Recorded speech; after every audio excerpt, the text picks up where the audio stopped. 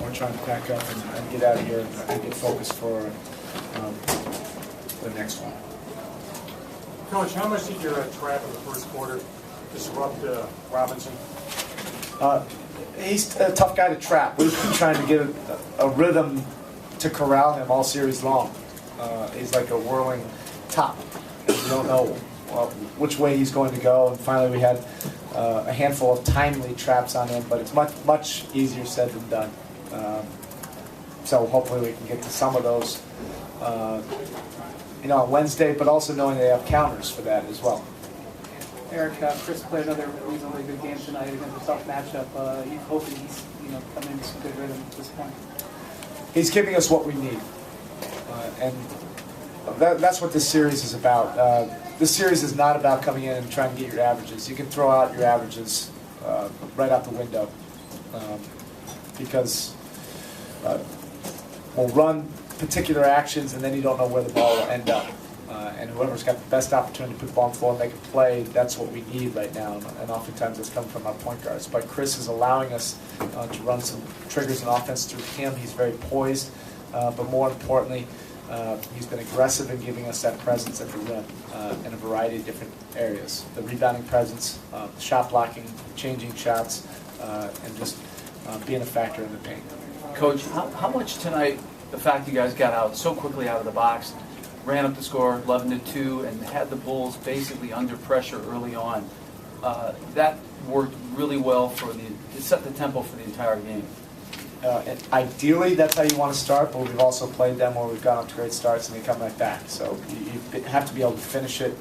And with this team in particular, you have to finish plays, finish possessions, finish quarters, finish the game.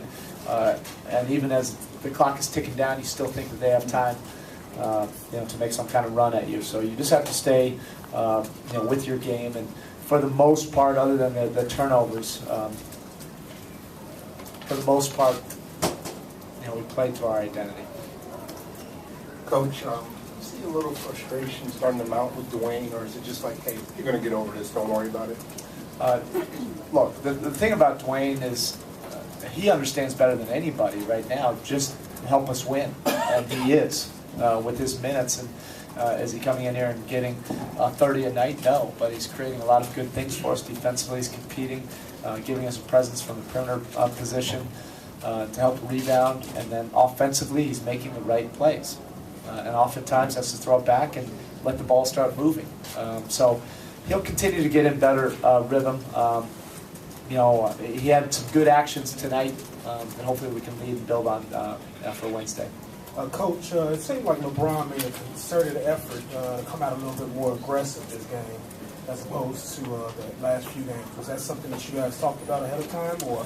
No, he has a great feel for what we need, and I think he felt that we needed a strong start and a good burst, and a couple of those came off long rebounds and a steal, so that always helps. But he reads the game as well as anybody in this league.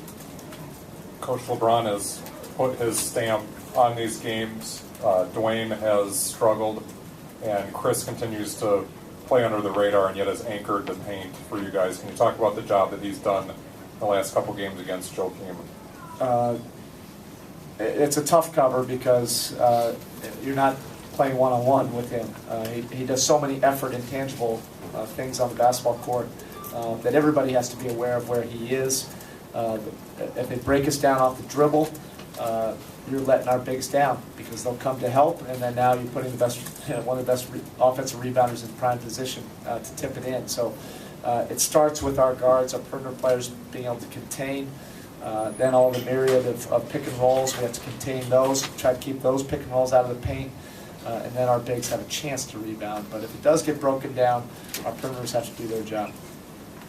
Coach, has Jimmy Butler matched up with LeBron over here? Sorry. Is he matched up with LeBron as well as anyone that you've seen him play this season? He's a defensive-minded player. As a young player, you don't see that often. But he's built up strong habits, so we have respect for what he can do. He's got good size, good instincts. Erik, back here. Dwayne clearly injured that knee. Jay went over and treated it, took some kind of bandage off of it. Can you tell us where Dwayne's right knee stands, and how much did that exacerbate the situation tonight? Well, we won't know until we get back to Miami how he really feels, but he's a battler, he's a warrior. He'll fight through it, and he never makes excuses for anything, and he's giving us everything he's got, and he's giving us minutes that help us win. That's the bottom line. I know everybody's looking at how many shots he's getting, how many points he can score. He's at a point that he knows that every series is different, every game is different, and the whole point is help us win, and he's doing that. But the knee injury, Dwayne said yesterday he took extensive treatment for 2 days, so clearly it's something that's there. Can you just fill us in? Is it just the same bruise that he had against New Orleans continuing? And is there any concern organizationally that maybe time off like Game 4 against Milwaukee might be a direction to go? He'll get treatment. He'll get ice right now, rest, and we'll see how he feels tomorrow, and go from there. Erik, did you see tonight coming at all after Game 3? Maybe you had taken the Bulls' best shot and perhaps they were getting a little tired? I never see anything coming. I really don't. You try to compete every possession and give yourself a chance on the road. And every game is different. It's impossible to predict coming off a shoot-around or players' body language. It's always tough to tell. Last question. Erik, you have a chance to close them out at home. They obviously were exhausted tonight. They're wounded. So what's the mindset you have to take, knowing the condition they're in? Yeah, we have to go in with a mindset